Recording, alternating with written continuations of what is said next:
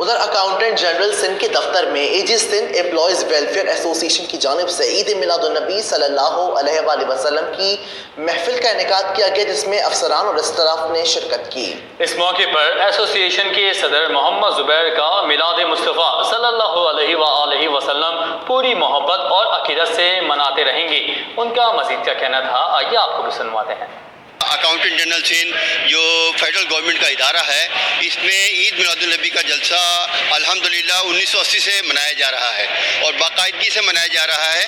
किसी साल कोई गैप नहीं हुआ। कोविड भी आया तो अल्हम्दुलिल्लाह इसमें ईद मिलादुन्नबी का जलसा मनाया जाता रहा है और मुख्तलिफ उलमा कराम जो बड़े बड़े उलमा कराम हैं इसमें आते रहे हैं बाकायदगी के साथ।